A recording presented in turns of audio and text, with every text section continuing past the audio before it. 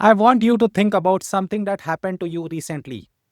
Your manager asked you to take one more thing, a new project, an extra responsibility, a task that clearly belongs to someone else. And even though your plate was already full, even though a part of you wanted to say, I simply cannot take this right now, you ended saying yes. Maybe you said yes because you did not want to seem difficult. Maybe you said yes because you were afraid what a no would mean for your next performance appraisal.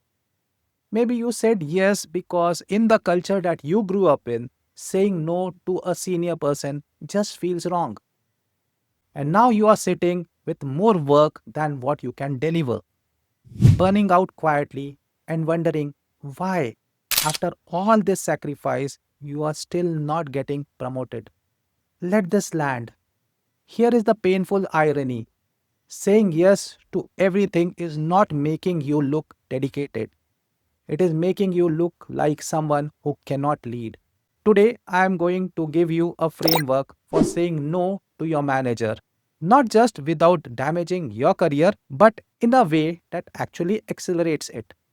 Let me tell you what I observed in my 30 years as a leader and specifically as a COO, making decisions about who to promote and who to keep where they are. The professionals who got promoted fastest were not the ones who never said no. They were the ones who knew when to say no, how to say it, and what to offer in its place. Because from where I sat, someone who says yes to everything sends a very specific signal. It says, I do not have a strong enough sense of my own priorities. I cannot make the hard calls. I'm not thinking like a leader. I'm thinking like someone who wants to be liked. And leaders, real leaders, do not just want to be liked, they want to be trusted, they want to be respected, and they want their team to be honest with them, even when it is uncomfortable. A thoughtful, well framed no is one of the most powerful signals of leadership readiness that I ever saw. And almost no one was doing it. Saying no, done right, is not a risk to your career. It is a demonstration that you are ready for the next level. Before we get to the how, I want to acknowledge something. For most mid career and senior professionals, especially who grew up in Indian households and organizations, saying no to someone senior is not just uncomfortable, it feels genuinely dangerous as well. There are three fears underneath every unnecessary yes, and I want to name them. Because you cannot overcome a fear you have not looked at clearly. Fear number one, the fear of being seen as not a team player. You have been told that good professionals step up, that ambition means availability, that going above and beyond is how you get noticed. So saying no feels like you are stepping back, and that terrifies you. Fear number two, the fear of damaging the relationship. Your manager is the person who writes your performance review. They influence your bonus. They decide whether your name goes into that promotion meeting or not. That idea that a single no could change their opinion of you feels catastrophic. And number three, the fear of being replaced. In a competitive environment with colleagues who appear willing to take on anything, saying no feels like you are making yourself optional. And optional people do not get promoted. Every single one of these fears is understandable. Every single one of them is keeping you stuck. Because here is what is actually happening when you say yes to everything. You are training your manager and your organization to believe that your time has no value and that you have no strategic judgment. And that is a belief that will follow you all the way to the ceiling of your career. I want to offer you a reframe that changed how several of my coaching clients thought about this forever. Your managers does not want a yes machine. They want a thinking partner. A yes machine fills a list.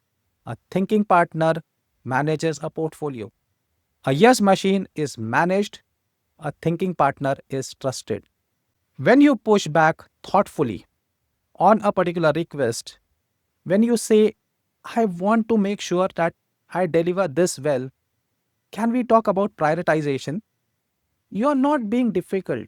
You're demonstrating exactly the kind of judgment that directors and vice presidents are expected to exercise every single day. You are saying, I think in terms of outcomes, not just activities.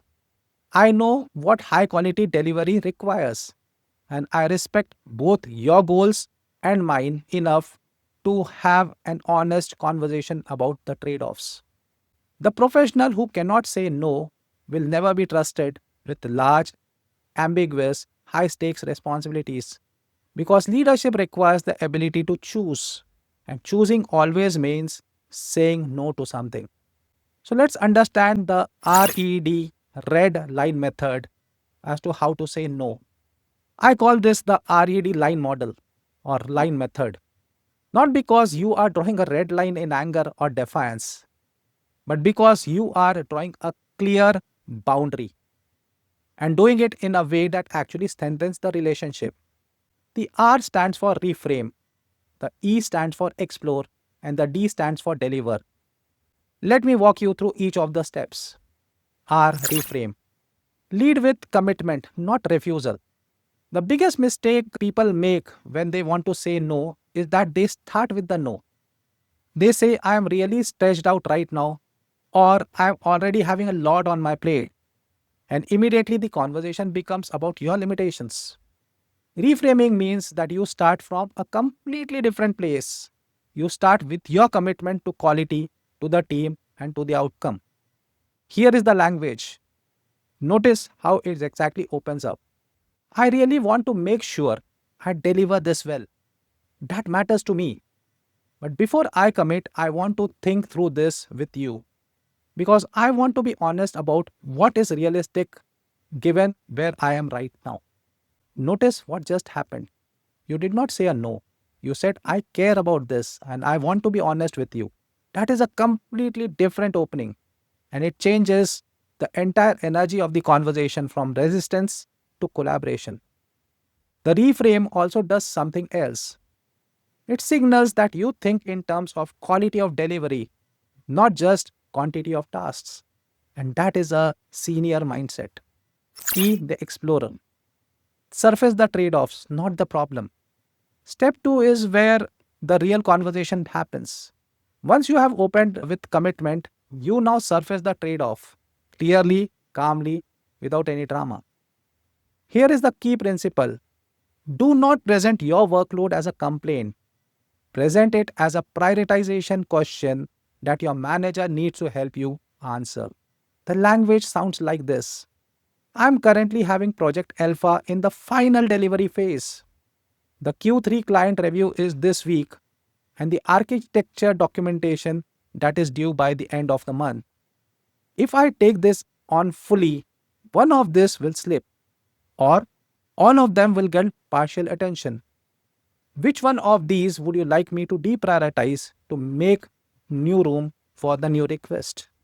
Let me say the last sentence one more time because it is the most important one in this entire video.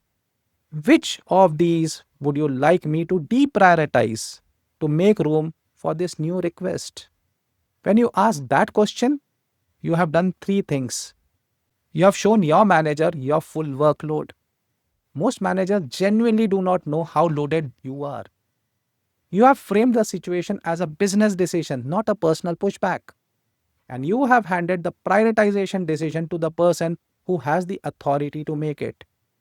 Now your manager has two choices. They can say, good point. Let us put or push the documentation deadline and you can take this on. Or they can say, actually, let me give this to someone else. Either way, you win. Either way, you have demonstrated exactly the kind of thinking that promotes people. And D is for deliver. Offer a path forward. The final step is what separates a leader from someone who just pushes back. It is the offer. After you have reframed and explored the trade off, you always close with a path forward. Something you can do, even if it is not the full request. A partial contribution, a later timeline, an alternative approach, or the name of someone better placed to take this on. The language sounds like this. What I can offer right now is to scope this out in the next 2 days and give you a clear picture of what delivery would actually require. That way, you can make an informed decision about whether this sits with me or with someone else. And if it is me, we have a realistic timeline right from the start. Or in a simpler situation, I cannot take the full ownership right now, but I am happy to do the first phase and hand it over with full context. The offer does not have to be large, it just has to exist because a no with an offer is a problem solving response. A no without an offer is just a no. You're not closing the door, you're opening a different one and inviting your manager to walk through it with you. Let me put all the three steps together so that you can hear how they flow as a single natural conversation. Your manager says, I need you to lead a client onboarding for a new account starting next week. You are already at capacity. And here is the RED response. I appreciate you thinking of me for this. Client onboarding is something I genuinely care about getting right. But before I say yes, I want to be transparent with you. I'm currently in the final week of the Atlas delivery. I have the steering committee presentation on Thursday, and I'm committed to finishing the vendor assessment by Friday. If I take on onboarding at full capacity next week, at least one of these will not get attention it needs. Can we look at it together? I want to understand which of these need a full quality versus which of this has some flexibility. And then I can give you a clear answer on onboarding. If timing cannot shift, I'm happy to do the initial scoping and stakeholder mapping and hand it over to someone who can carry it forward with the full context. Well, that is not a no. That is a senior professional thinking out loud about trade offs, priorities, and outcomes. That is what a director sounds like. That is what gets people promoted. I want to leave you with one final thought. Every time you say yes, when you mean to say a no, you are not protecting your career. You are slowly teaching everyone around you that your judgment can be overridden, that your capacity has no limit, and that your opinion of your own priorities do not matter. That is not a story of a future director. That is a story of someone who stays exactly where they are. The RED line method gives you a way to say no that is honest, professional, and most importantly, sounds like leadership. Reframe with your commitment to quality. Explore the trade offs by asking the prioritization question. Deliver a path forward.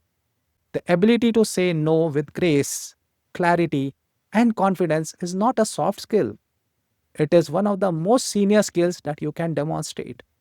And you can start practicing it this week in your very next conversation. If this gives you a new way to think about boundaries and leadership, subscribe to our channel where we bring videos on leadership every single week. Tell me in the comments, what is the situation where you find it hardest to say a no to your manager?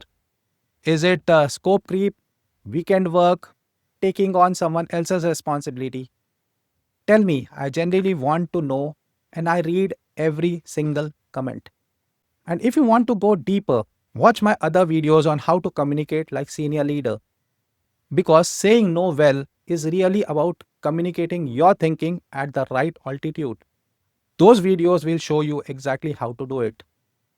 I'm Vijay Srinivasan, ICF PCC certified coach, former COO, and your guide to the other side of the table. I will see you in the next one. Bye for now.